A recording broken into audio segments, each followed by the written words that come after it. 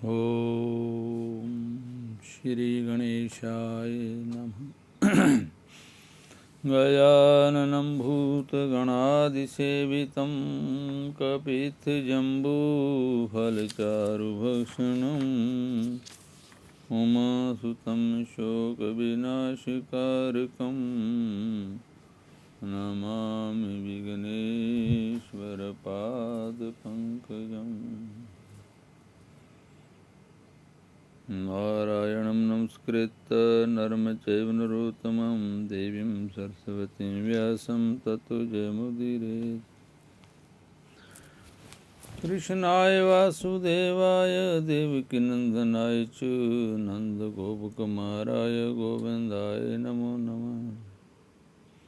सर्वमङ्गलमाङ्गल्ये शिवे सर्वार्थसाधिके शरण्ये त्र्यम्बके गौरी नारायणी नमस्तुते। कृष्णाय वासुदेवाय हरे परमात्मने प्रणतक्लेशनाशाय गोविन्दाय नमो नमः। गोविन्दाय नमो नमः। जुग जुग में भगवान के साथ भगत आते रहते हैं। जैसे भगवान के अवतार होते हैं वैसे ही भक्तों के भी अवतार होते हैं। जब किसी समय धर्म की हानि और धर्म की वृद्धि होती है तो भगवान अपने पार्षद को और अपने भक्तों को धरातल में जन्म लेने की प्रेरणा करते हैं और वो भगत जहाँ जन्म लेकर प्रकट होकर भगवान की भक्ति का गुणगान करते हुए लोगों में दिव्य प्रेम का वातावरण पैदा कर देते हैं और भगवान के नाम का कीर्तन, भगवान के जीवन चरित्र की कथाएं सभी लोग सुनने लग जाते हैं और जो माहौल है भक्ति में हो जाता है। ऐसे एक भक्त हुए श्री नरहरि आनंद जी। वो कहते हैं कि वो संत कुमार जी के अवतार हैं। इनके पिता का नाम श्री महेश्वर मिश्र और माता का नाम श्रीमती अंबिका देवी था। वह वृंदावन के समीप के किसी गांव में रहने वाले थे। एक बार वह पत्नी सहित विंध्यवासिनी भगवती का दर्शन करने गए तो स्थान की रमणता एवं दिव्यता देखकर वहीं श्री गंगा जी के किनारे कुटिया बनाकर बस गए। वहाँ रहकर श्री महेश्वर मिश्र जी ने श्री भगवती जी के दर्शन की अभिलाषा से कठिन तप किया। भगवती ने प्रकट होकर दर्शन दिया और अविस्मित वर मांगने को कहा। उन्होंने देवी के दिव्य लावण्य को देखकर मोहित होकर तथा बहुत इच्छा से प्रेरित होकर जय वर मांगा कि यह मेरी पत्नी बने। एक क्षण के लिए देवी विचार में पड़ गई, परंतु जब स्वयं कुछ ने समझ में आया तो वह भगवान का ध्यान करने लगी।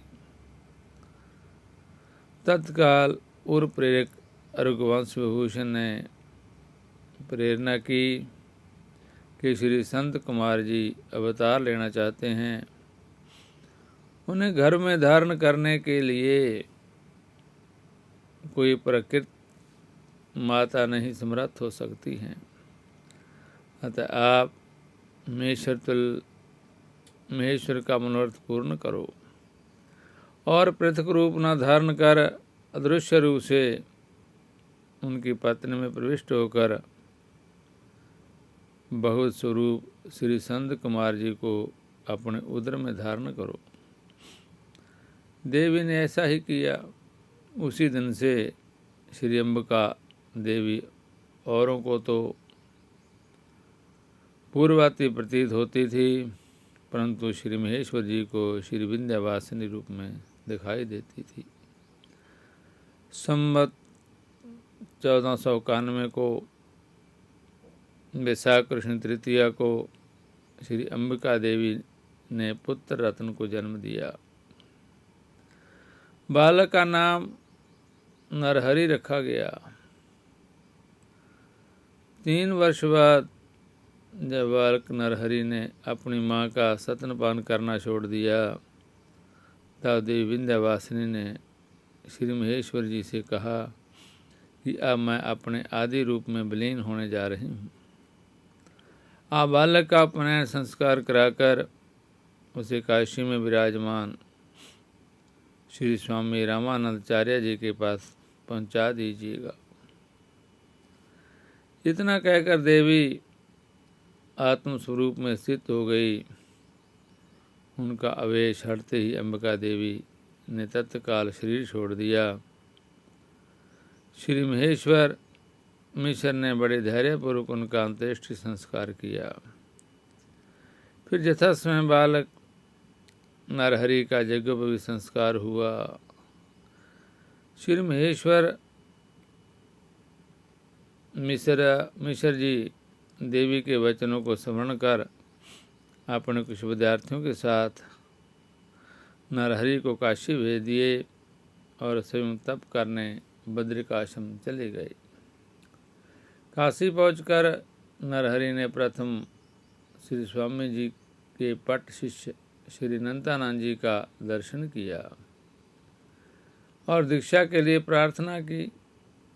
श्री नंदानंद जी श्री आचार्य चरणों में बालक का व्रत निवेदन करने ही वाले थे कि इतने में श्री आचार्य प्रभु का दिव्य शंख बजा।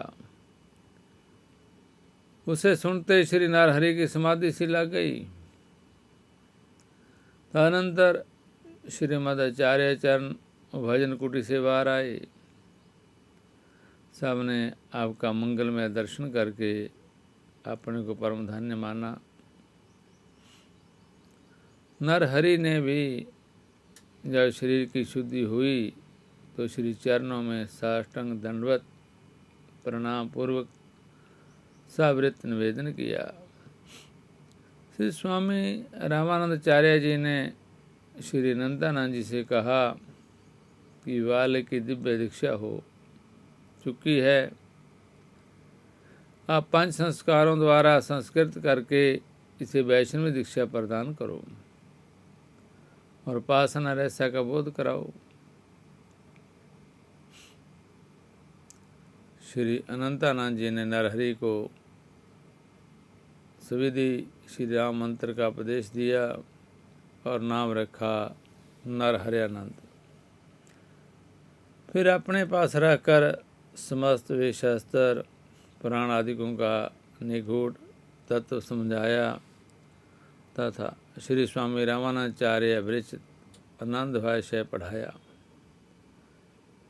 श्री नरहरियानंद जी की भगवत भजन में रुचि देखकर श्री नंदानंद जी ने पंचगंगा घाट पर श्री गंगा जी के किनारे एकांत में एक कोठरी दे दी। जब वहाँ रहकर बड़े मनोयोग से श्री गुरुदेव जी की कृपा से प्राप्त श्री विजय राघव भगवान शालिग्राम की सेवा पूजा तथा श्री राम मंत्र की आराधना में लग गए। सावन भादों में श्री गंगा जी इनकी कुटिया के द्वार तक बढ़ आ जाती थी। एक बार ऐसे ही श्री गंगा जी बड़ी हुई थी। एक दिन प्रातःकाल में ये ज्यों ही अपनी कुटी का द्वार खोलें तो इन्हें ऐसा लगा कि कोई व्यक्ति किवाड़ से धक्का खाकर गंगा जी में गिर पड़ा। कुटिया कबाड़ बाहर की ओर खुलता था। देवी उसे बचाने के लिए तुरंत कूद पड़े और बड़े प्रयत्न से उसे पकड़कर किनारे लाए। वह एक सेठ की कन्या थी।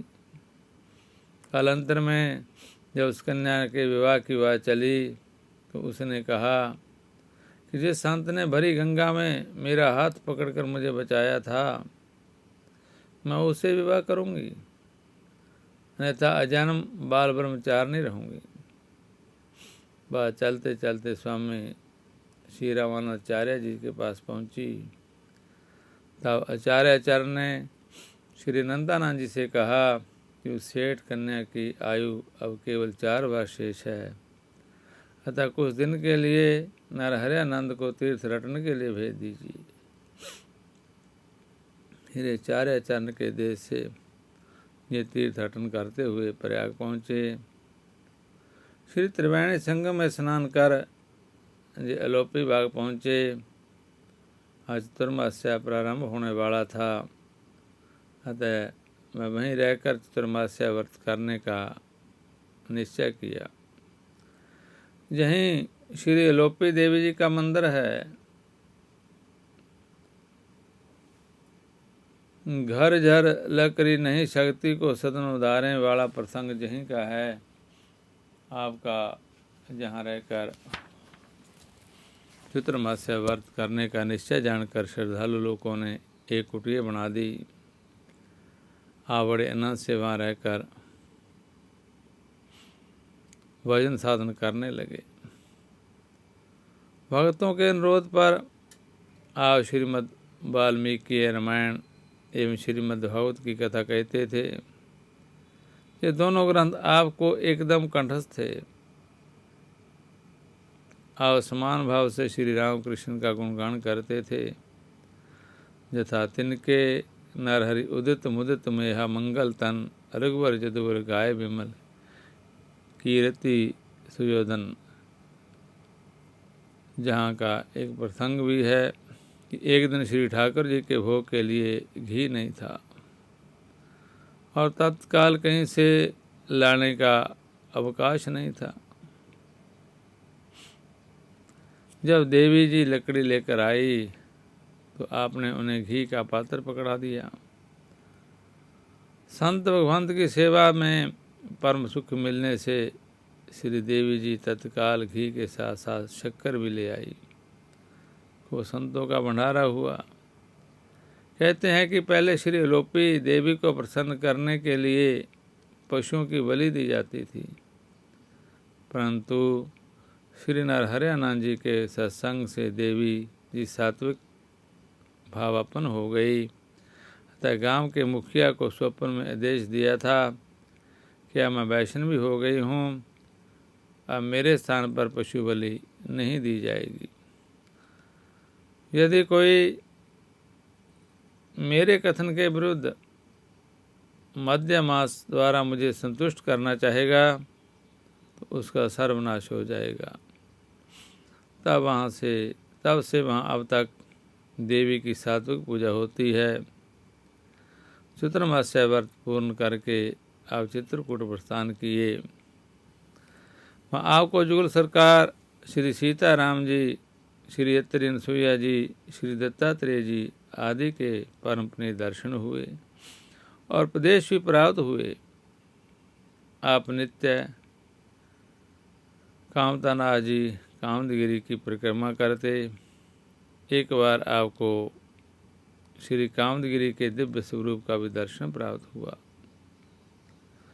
श्री नरहरियानंद जी की मुख्य साधना स्थली चित्रकूट ही थी।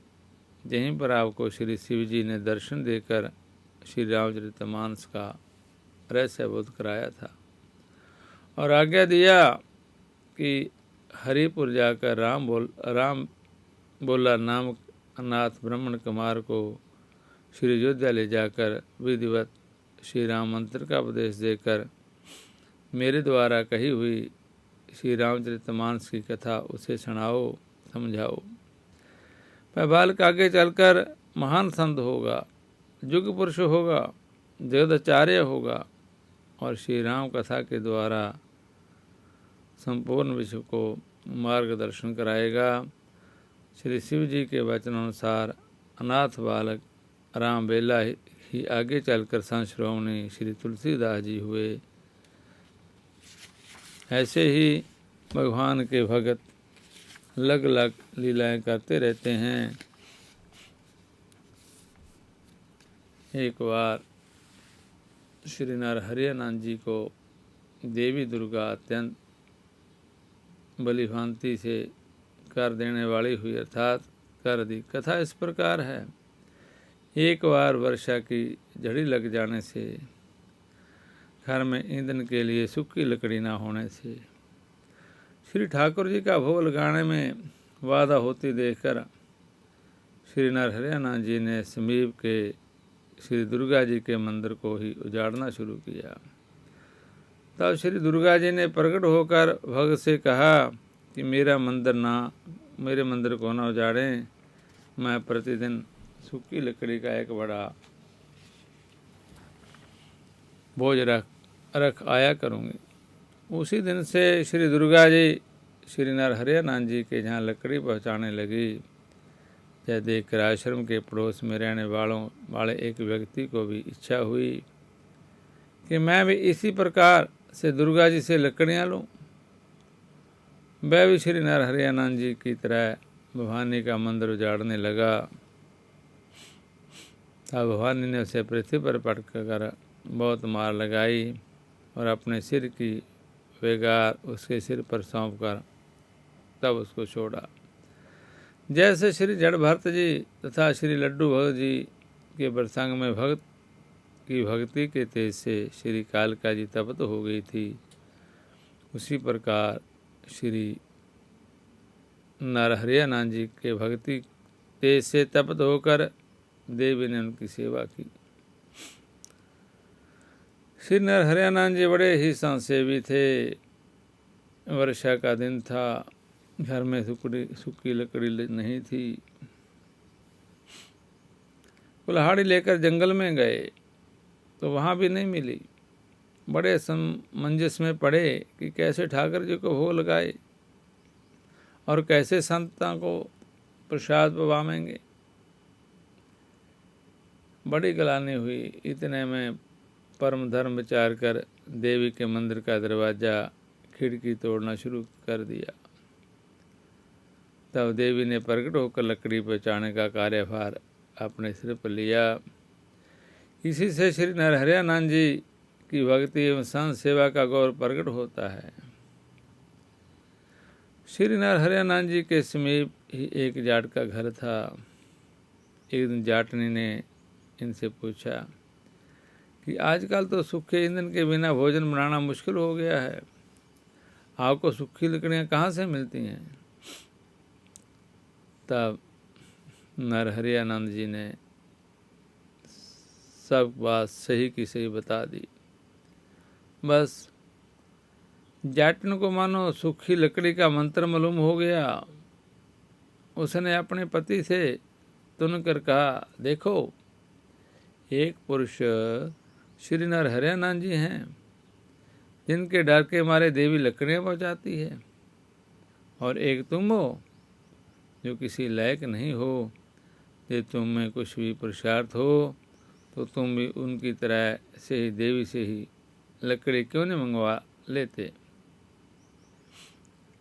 पत्नी की बात सुनकर जाट को मर्ष हुआ और वह भी कुल्हाड़ी लेकर मंदिर को उजाड़ने लगा। देवी ने रुष्ट होकर उसे एक थप्पड़ मारा। वह मूर्छित होकर पृथ्वी पर गिर पड़ा।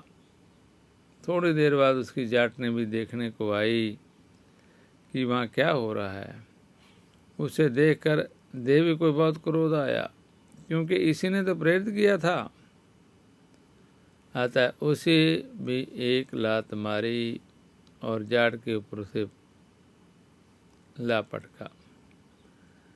देवी ने जाटने को बहुत त्रास दिया और कहा कि तुम साधु की होड़ करने लगी हैं। कोई साधु वाला गुण तो होना चाहिए, संतों की सेवा वाला गुण तो होना चाहिए।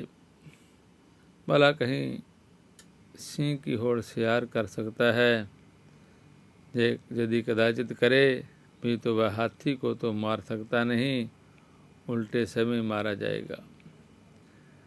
अरे हरि भक्तों की बराबरी तो मैं देवता होकर भी नहीं कर सकती, फिर तो संसारी जीव की तो बात ही क्या है। भगवान के भक्त बड़े समर्थ होते हैं। चराचर जगत के स्वामी भगवान भी भक्तों की हुकूमत बजाते हैं, उनकी सेवा करते हैं। फिर हम देवी देवता किसकी गिनती में हैं। तुमने ऐसे भगत की स्पर्धा करके महान अपराध किया है, और उसका फल भोगो। देवी जी के त्रास भरे वचनों को सुनकर जाटनी रोकर देवी के चरणों में पड़ गई और अपने पति के प्राण रक्षा की भीख मांगने लगी। तब देवी जी ने कहा कि यदि तू अपने पति के प्राण बचाना चाहती हैं तो नरहरि आनंद जी के आश्रम में जितने संत हैं सबको भोजन कराओ और उनकी शीत प्रसादी लो। साथ ही आज से सूखी लकड़ियों का एक भारी गट्ठर नित्य प्रति उनके आश्रम में पहुँचाओ। यदि इतना कर सको तो हम तुम्हारे पति को छोड़ दें, अन्यथा तुम्हारा सर्वनाश कर डालूंगी। जाटनी ने श्री देवी जी की शर्तें स्वीकार कर ली, तब जान बची।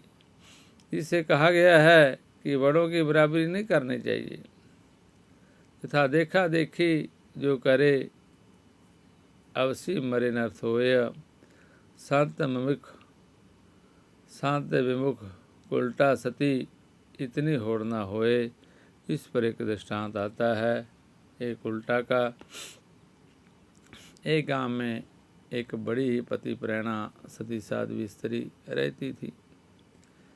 एक दिन मैं धान कूट रही थी, इतने में उसका पति आया। उसने पीने के लिए पानी मांगा। मैं साध्वी हाथ का मुसल ऊपर उठाई थी तो उसे ऊपर ही छोड़ तत्काल पति की आज्ञा पालन में तत्पर हो गई। उसके सैतव के बल से मुसल अदर में अर्थात आद में ही लटका रह गया, नीचे नहीं गिरा। फिर वह पति का परितोष करके आई और पुनः अपने काम में लग गई। जैसा दृश्य एक उल्टा देख रही थी, उसके मन में भी आई कि मैं भी ऐसा ही करूं। अतः घर आकर उसने अपने पति से कहा कि देखो जी, मैं धान कूटने जा रही हूँ। जब मैं कूटने लगूं तो तुम आकर मुझसे पानी के लिए पानी मांगना, पीने के लिए पानी मांगना, तब मैं तुमको पानी दूंगी।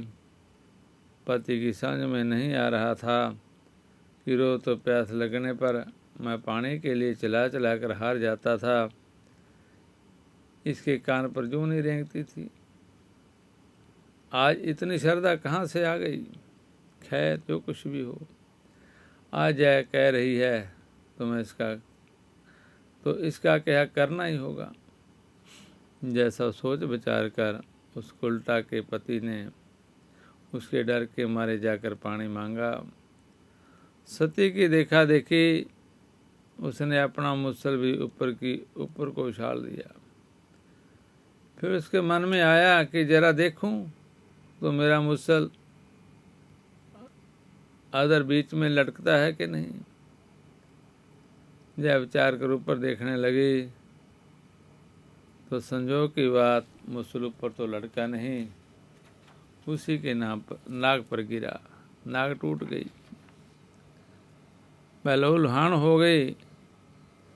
संत की प्रति श्रद्धा स्पर्धा करने से यही हाल जाटनी का हुआ। ऐसे ही बहुत से भक्त हुए जिन्होंने भगवान को अपने पास रखा और देवी देवताओं ने उनकी सेवा की। ऐसे ही नरहरि संत हुए। एक बार अपने पुरुषोत्तमपुरी नीलाचल में चतुर्मास्य किया। वहीं पर गढ़खला राजस्थान के ठाकुर श्री विजय बहादुर सिंह जी आपके उपदेश से अत्यंत प्रभावित होकर चतुर्मास्या पूर्ण होने पर अपन जहाँ लवा ले गए। उसी क्षेत्र में लगभग 35 वर्ष तक अपनी भक्ति का प्रचार किया। वहीं आपके द्वार गद्दी है, वहीं आपके द्वारा गद्दी है। फिर आप चित्रकूट चले आए और जीवन का शेष समय वहीं व्यतीत किया। श्री अनंत तत्व अमृत एवं श्री राम श्री नाम प्रताप, ये दो आपकी प्रसिद्ध रचनाएं हैं। आपके उपदेश बड़े ही हृदय स्पर्शी होते थे। आपका जो अति प्रसिद्ध दोहा वैष्णव का कंठहार है, नर हरि कंचन कामनी इन तेरे ये दूर, जो चाहिए कल्याण निज राम दर्श भरपूर। भगवान के भक्त जहाँ भी रहते हैं उनकी सेवा के लिए सभी प्रस्तुत हो जाते हैं। भगवान के नाम की कथा करते हैं, उनके नाम का कीर्तन गाते हैं। भगवान भी उनके दर्शनों के लिए ललायत रहते हैं कि हमको कब कहें कि हमको इस वस्तु की ज़रूरत है, हमने इनकी सेवा करनी है। हम इनकी सेवा के लिए भगत की तरफ देखते हैं। भगवान सोचते रहते हैं कि भगत हमारी ड्यूटी लगाएं। ऐसे देवी देवता भी भक्तों की शरण में आकर सोते रहते हैं कि हमको जो कहेंगे वही हम काम करेंगे। पर भगत को कुछ नहीं चाहिए, भगत को सिर्फ भगवान के दर्शन चाहिए, भगत को भगवान के नाम का कीर्तन चाहिए, भगवान के नाम की सेवा भगत के हृदय में ओतप्रोत रहती है। जैसे जैसे उनका जीवन व्यतीत होता है, वातावरण सब भक्ति में हो जाता है और वहाँ रहकर भगवान के नाम का कीर्तन करते रहते हैं। श्री कृष्ण गोविंद हरे मुरारे, हे नाथ नारायण वासुदेवा। श्री कृष्ण गोविंद हरे मुरारे, हे नाथ नारायण वासुदेवा। श्री कृष्ण गोविंद हरे मुरारे, हे नाथ नारायण वासुदेवा। श्री कृष्ण गोविंद हरे मुरारे, हे नाथ नारायण वासुदेवा।